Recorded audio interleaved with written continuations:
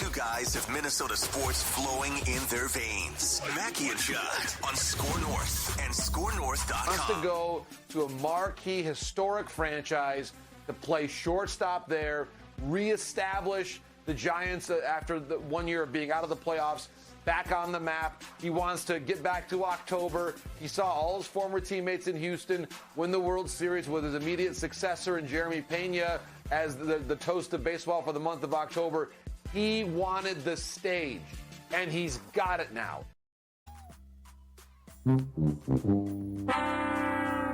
The price was wrong, Judd. The price was wrong. The price was very wrong. The price was very wrong, and now Carlos Correa is gone, and all I can say is bravo, Twins. Good job. I'm glad that you made him an offer. I just want to start by saying I want so badly to come on this show daily. It would be great. Like I would love to talk Twins every single day. The audience response to the Twins has diminished in the last 2 or 3 years, so we've sort of scaled back. They don't give fans a reason to get excited very often, unless you're pumped about new uniforms, right? So it's hard because I feel like every time we talk Twins, we're just sort of like mad at them or clowning them. Yep. And I'm guessing today's going to be not a whole lot different, although we can look ahead and see sort of what can they do now. But 13 years, $350 million, Carlos Correa to the San Francisco Giants. The Twins offered, if you believe John Heyman, and I believe Ken Rosenthal reported this too at The Athletic, the Twins offer was 10 years, so 3 fewer years, and $285 million, which is $65 million less than the Giants offered. That's a huge offer for the Twins. The Twins have never offered a contract like that in their franchise history, so I guess commend them for sort of wading into the deep end of the pool here. In the end, though, I mean, if you're Carlos Correa and you're just looking for the highest bid, the Twins can say, well, we offer more money per year. We offer the higher average annual value. Yeah, but like these contracts the Twins contract takes him to age 38. The Giants contract takes him to age 41. So unless you think you're going to make like $70 million between the ages of 38 and 41, he signed the best contract. I will start by saying I would not have given him this contract. So I am not mad about the Twins not going to 13 years and $350 million. I don't know how you feel about that, but in a vacuum, I'm actually good on passing on this. I am more annoyed, Judd, with how this organization continually gets clowned and continually can't see ahead around corners. And we can get into all of this, but it's less about they should have gone 13,350 or 15 years or 400 million. That's not what I'm upset about. I'm upset that at every turn with this franchise, they are Wile E. Coyote in the Roadrunner cartoon. Like they don't see the anvil coming. They just get clowned year after year after year. And so that's kind of where I'm at this morning. So this news I think I saw on Twitter last night around 11 o'clock or so. So I've had a whole night to sleep on this news, digest it, process it. Didn't dream about it. Actually surprised I didn't. But so here's where I stand right now.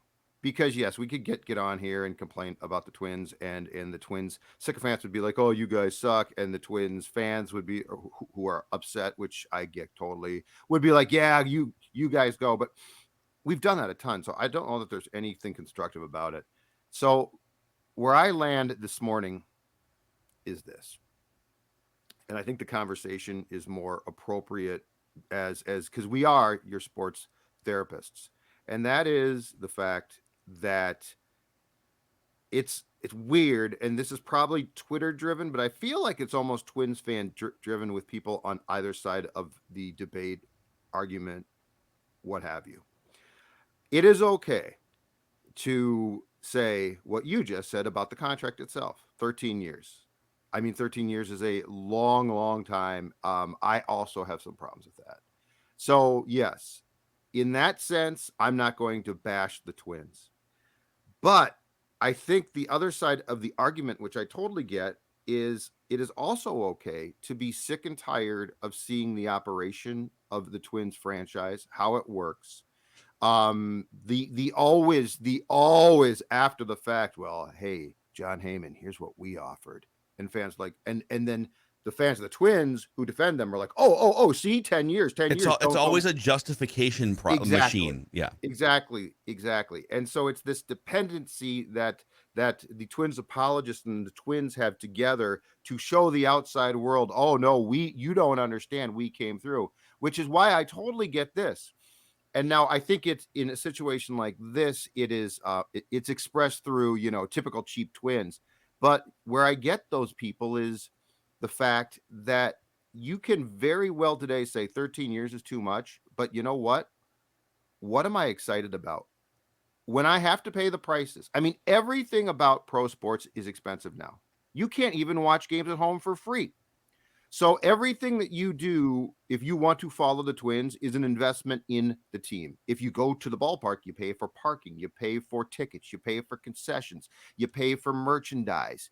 If you want to sit home and have cable because you like the Twins, you pay a large price. If you want to sit home and watch the Twins on streaming, you pay a large price. So this whole thing of, well, the Twins were smart, you don't get it, you're not a true fan, or you're not worthy of understanding this. I get why people are frustrated. I sympathize with them. And the reality is this: we are now back to 2 more really disappointing years. Correa and Boris used you. We sort of knew that was going on. But in all of this, I'm not going to dismiss fans who are frustrated this morning because they want to or have invested in a team that, by the way, is in a market with every major sport and a Division I college. So you got to pick and choose. And this morning, when those folks wake up, Kyle Farmer is your starting shortstop. Yeah. I don't think he's going to be on opening day. But I don't know what they're. I mean, now there's some national reports that the Twins are going to turn to Dansby Swanson. There's like 3 teams involved in the Dansby. Dansby Swanson is really, really good. I think he's maybe a year older than Correa, but he's like 28. He's really good. So if they could somehow land Dansby Swanson, but you know what? This is a conveyor belt of ridiculous contracts, and he's the next guy on the conveyor belt. Exactly. So it's not like, okay, now we can get Dansby Swanson for $175 million or something. I don't think that's gonna. I think his price just went up too. And the thing about this though is, and I know the Twins have occasionally signed guys. Donaldson signed, so I understand that we've had a blips where guys have signed, but forgive me if I'm a bit jaded here when I hear Dansby's name, right? So the Twins whiff on Correa, at which point somebody immediately runs to their phone and leaks out the terms of 10 years. I mean, come on. And then says, and also report we're in on Dansby. Yeah. Like, tell me when he signs, right? Yeah. Well, so you mentioned something, and I want to come back to a couple things here. I want to come back to how the Twins front office actually got played here, because it has nothing to do with. I'm kind of with you on this too. Like, it's not a cheap poll ads thing necessarily as much, although there is some of that. It's like if you're bidding on one of the top free agents in baseball in his prime, you're going to have to overpay to the market. So you're not actually serious about bringing a guy like that back if you're not willing to go to some absurd length. They thought the absurd length was 10 years and almost $300 million, but they were wrong. So but again, I'm fine with passing on it. The last 10 months are a masterclass in how you, as a player and an agent, work a small market team or a mid-market team and leverage them up against San Francisco, Chicago, New York, right? All right, you come in, you sign up. We're going to sign a 3-year contract. We love Minnesota. This is going to be great, but we just in case we want the player opt-outs. Okay, yeah, okay. The only way the Twins were going to get him is if they just said yes to everything 10 months ago, right? So they did. Okay, player opt-outs, that's fine. Well, we got Carlos Correa. This is awesome, okay? And then the whole season, Correa is great to the media. He's great to the fans. Everyone, he's rebuilding his baseball image. Yeah. He kind of played like crap for certain stretches, but he came on in the end, right? And he put up the numbers. He's a really good player. His wife loves it here so much. Oh my God. We need to make it seem like we found our new home. So hey, we're gonna be free agents, but just so everyone knows, we love Minnesota. So at New York, San Francisco, Chicago, Boston, if you're interested, we'll listen to some offers. But we'd really like to go back to Minnesota because we love it here so much. It was BS. It was BS. The whole thing. And I'm fine with it. I'm fine with it. Here's my problem. Okay? I feel like fans in the front office thought, okay, yeah, we'll have Correa for 1 year, but then we'll get him to like it here so much. Yeah. And then in good faith, once that year is over, maybe he'll opt back in. But even if he doesn't, like, we'll just have a great negotiation because, hey, his wife loves it here, and then he'll just re-sign. The Twins had a chance to be the shark in this interaction by doing one of two things that they failed to do. Number one, build a legitimate playoff team around this sort of once-in-a-lifetime gem that fell into your lap. Mm-hmm. This excellent defensive Gold Glove caliber shortstop with a great bat, a 6 wins above replacement player, of which there aren't that many in baseball. Holy crap, he just landed in our lap. What do we do here? Okay, how do we, if this is the only year we're going to have Carlos Correa, which it probably is, how do we maximize it? Let's go trade for 2 injured pitchers to be part of our starting rotation. Right. Right? Let's play the first 3.5 months of the season with a rickety, largely terrible bullpen, and then overexpose it by pulling starting pitchers after 4 2/3 every game. So, like, option one would have been great. Okay, we got Correa. Let's move chips in here. Let's not make high risk trades for number 4 starters with elbow and shoulder issues. Let's actually, okay, we got this dude. Let's cash it in, baby. We got a new TV deal coming up in a couple years. Let's make a big run for this. Instead, they finished, and there were some injury issues, but like a lot of them were self-inflicted. So they failed to build something special around Correa. Okay, yep. Well, what's the other way that we could be a shark and take control of this interaction? Well, if we're not going to be contenders, we could shop him before the deadline. We could take a great 1-year asset, an expiring contract basically, and he'd have to waive the no trade. But you know what? This dude he's not going to be here anyways. He wants to play World Series baseball. You're telling me if you went to Carlos Correa in July and said, hey, man, you know, we're just kind of nosediving here. I know we're technically in first place, but we're playing at a 90-loss pace now, and this thing just ain't going to happen. Let's send you somewhere to go win a World Series. We can recoup some prospect value. Hell, they got Joe Ryan for a 39-year-old Nelson Cruz. They weren't going to get anything for him. People clowned us for talking about this back in July. They're not going to get anything. What are you talking about? They're in first place. They were playing at a 90-loss pace starting in May, guys. Like, we kind of saw this coming, not to pat ourselves on the back, and people laughed at the notion. And instead they said, no, let's just keep pushing ahead, right? We're just going to keep moving forward and cross our fingers and hope. And at the end of the day, a chance to be the shark in the interaction by building a monster roster around him or not trading for injured pitchers, or by trading a once-in-a-lifetime sort of 1-year asset, they did nothing. And at the end, they just crossed their fingers and hoped that their offer to Correa and his love and his wife's love for Minnesota would be the thing that, you know, reconnects them in the end. And instead, they're left holding an empty bag. And that's what bothers me about this. It's not that they didn't pay him. Like, they offered him a lot of money, but they weren't going to outbid San Francisco and New York and Boston and Chicago. So you need to see that 6 to 9 months ago and take advantage of the 1 year that you have him instead of crossing your fingers and praying in October, November, and December. They're always a step behind, and that's what pisses me off. Sorry, I'm done. Good rant. Very, very good. No, you're right. And it's a general, I think, yes, I think the whole thing is the general incompetence. And look, you know what? This move today would be a lot easier to accept if they had developed a ton of pitching arms. If they had the ability to have developed a bullpen. I mean, I heard a great conversation a couple of weeks ago about bullpens. And you know what? There are teams that are very successful doing what the Twins tried to do, which is you get a bunch of slappies and you fix them up, right? They're junkers. They're junker cars, and you fix them up. And now you got a good bullpen because you've identified the guys between the lines that have potential, but you know how to fix them. The Twins think they do. That's the thing that I think bugs us really at the end of the day, because it's one of the things in life that bugs me. People who have hubris and get haughty and think that they're smart, and time after time, they prove they're not.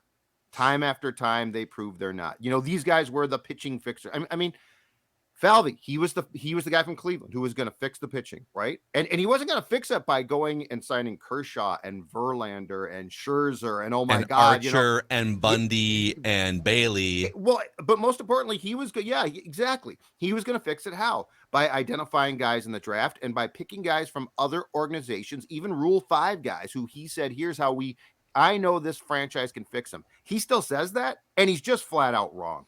So it's and if you go back on the Correa thing, and by the way, it was fun last March. It was fun, but if you go back there, Royce laid this out. He was told this. Because of the lockout, Scott Boras couldn't find this type of contract, the 13-year contract. Mm-hmm. It was too late. Things were too fluid. Revenue was still kind of coming back, right? Exactly. It was Boras who sat down with the small market teams list and looked at the stats and called Correa and said, where do you hit well? Because we want to maximize that. Yeah. And they said, the Twins. And we talked about this at the genius. time. It was evil genius. It is genius. And Boras is the devil, but he's a great one.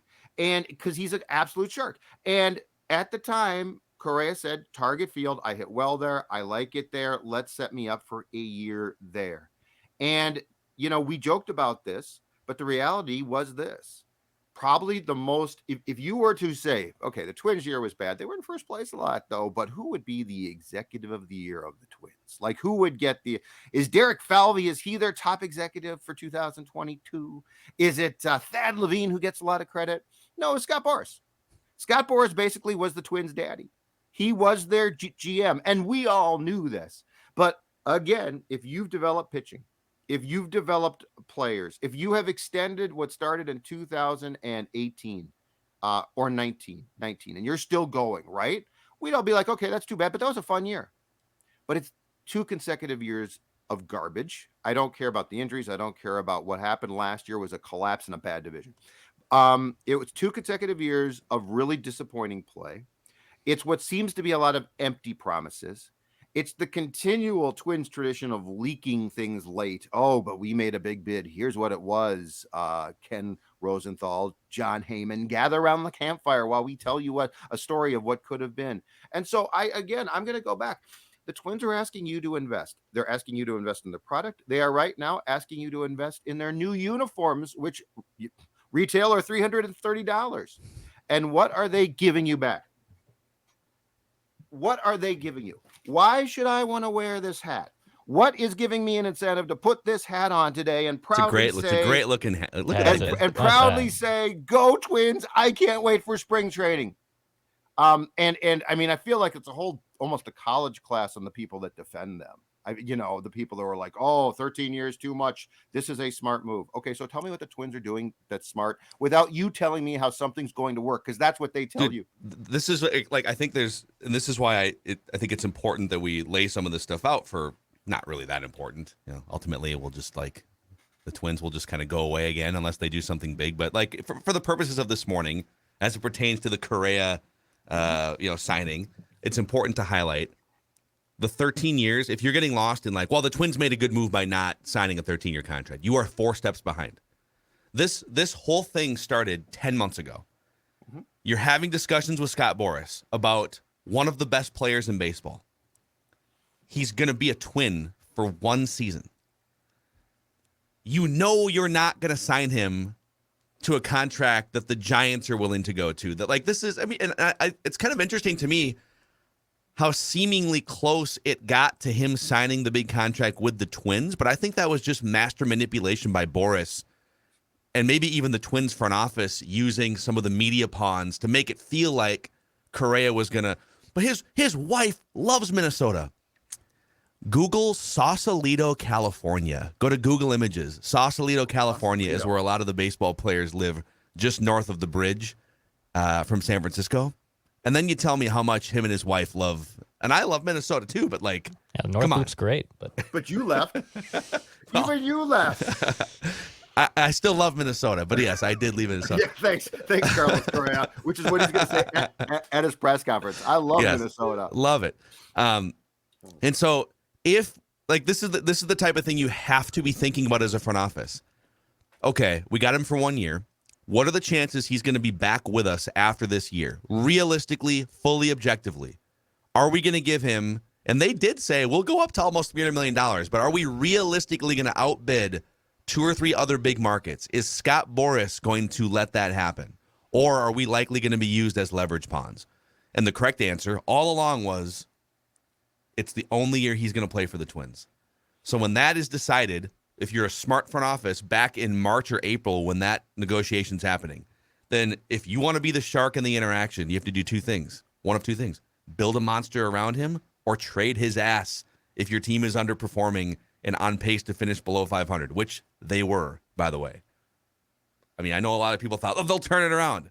Dude, they weren't, like, they got hot in April and their pitching was bad and they had a bunch of injured players that had injury histories and stuff. Like, it wasn't going to happen.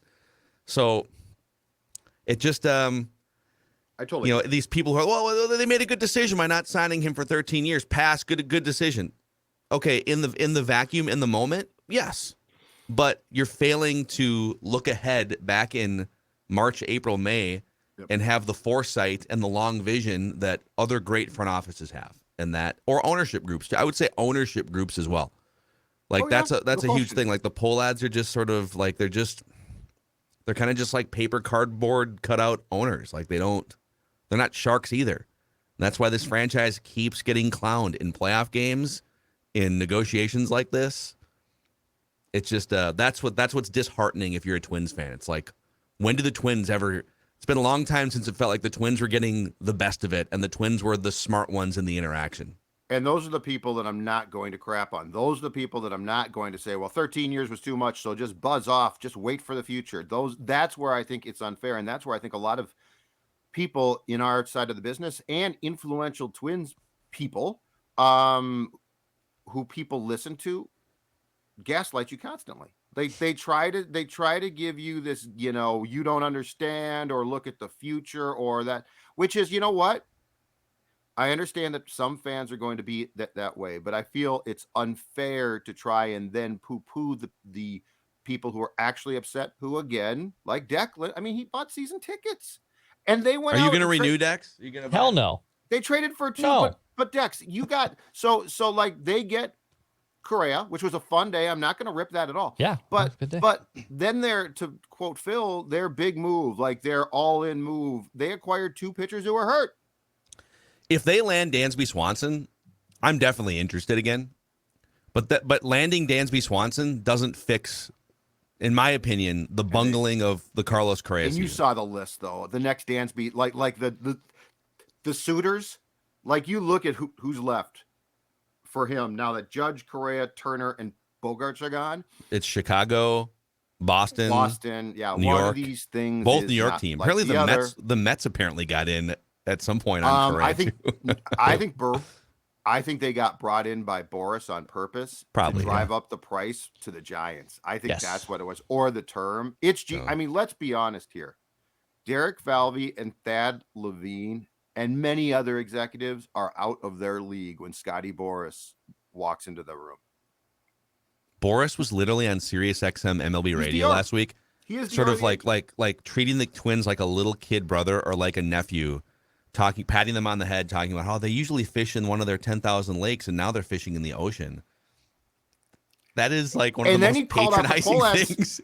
And then he called out the poll ads. He said, it's a genius quote. He said, I don't believe in big and small markets. What I do is look at what owners are the most wealthy, and the poll ads are in the top 10 of the most wealthy. Now, I don't know if that's true or not, but it's genius. Yeah. I mean, Correa was the sole reason I bought season tickets. Yeah. Not 100%. There was nothing about Sonny Gray that, like, oh, that could be fun. There was nothing about Sonny Gray signing. There was nothing about the Buxton contract that I thought, oh, I'll do season tickets. No, 100% of the reason was by the fact that you signed one of the top 5-10 players in baseball completely out of the blue. And I also wanted season tickets all my life because I've had this. I've always loved the Twins. But I think this year, this 2022 campaign, and now them missing out on Correa and just bumbling the whole situation long term, not the fact they didn't give him the 13-year contract. I agree. I don't think I would have done that. But I need a break from this team. And whether that's if they go and sign Carlos Rodon and get maybe a Dansby Swanson, maybe I'm gaslit back in and saying, oh, maybe this will be good because these are good players. If they sign those two guys, it's absolutely back on. But do you think they're going to sign those two guys? No, I don't. I truly don't.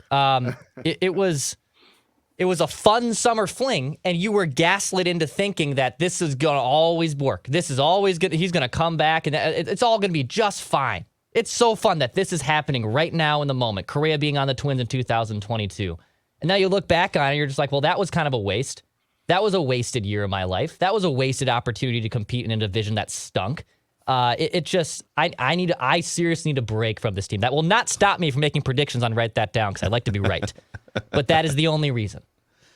You know, I see a lot of people hitting us up here. Well, you guys were happy with the trade deadline that they went all in sort of with Carlos Correa. And I think we always need to remind and put an asterisk next to that fleeting opinion in time to say we, and apologies for this, failed to Google pitcher name, injury history when talking about the trade deadline. Same thing with the Paddock trade. It was like, oh, Chris Paddock. Yeah, okay. Oh, he used to be a top prospect. Oh, Tyler Mahle, pretty good starting pitcher. Tyler Mahle, shoulder. Oh, dang it.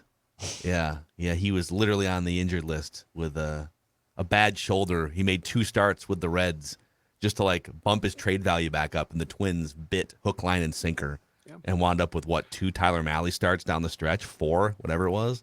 So, yeah, I was definitely I was happy with the idea that they went and got 3 pitchers at the trade deadline. They are trying to make a push. But, of course, there had to be something, right? Oh, they didn't really go after 3 pitchers. They went after a couple relievers, and then they tried to skate by with, like, a bargain bin. Like, oh, this is and when you go to the store and it's like there's the as-is, like buy as-is rack. Oh, that shirt's only $17. Usually it's $60. That's crazy. Day-old there's pitcher. 4 buttons missing. It's a day-old pitcher. This Mahle came out of the bakery on Wednesday, and it's Monday now, but I guarantee it's still fresh and good. It's like, okay, thank you very much. You know what we got? The sell-by date was yesterday, but the expiration, you might still have a couple days. Don't worry about that mildew at all. It's going to be fine. But you know what the one thing is? The one thing that was fun is we were the ugly kid that got asked to prom, damn it. We got asked to prom. And now we've been clowned and dumped. But you know what? For a moment there, we felt special. We failed to, what's that movie, Can't Buy Me Love? And then they redid it with Nick Cannon and Christina Milian. Can't remember what the remake was called. Oh, did they? Where we kind of like paid to be cool for a year. Yep. But then we failed to like learn a life lesson from it or elevate our status. We got clowned. We're back in the sitting with kids who will tolerate us at the table in high school now. Yep. So you know what the Twins do? They drive me to want to drink. Yep. Responsibly, of course. Of course.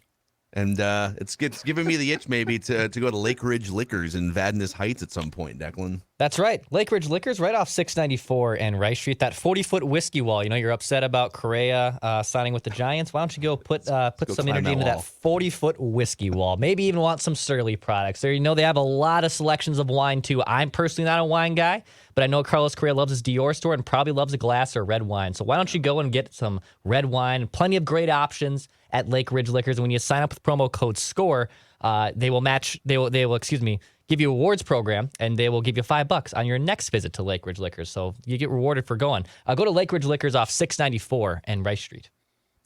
All right, boys. Any other final thoughts on the Twins here before we get to write that down predictions? Everyone get Carlos their frustrations. Correa, I just want to say this. Carlos, thank you for being so nice to everyone.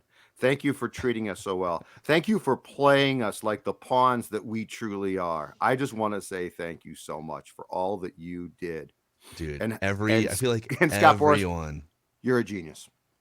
Yeah, the 3 of us can't see this tweet because we're all blocked, I think, by Dick Bramer, but he was one of the many people that sent out messages on Twitter talking about just how great Carlos Correa. I know you just broke up with us and played us like a fiddle for 10 months, but man, you were so nice in all of our interactions.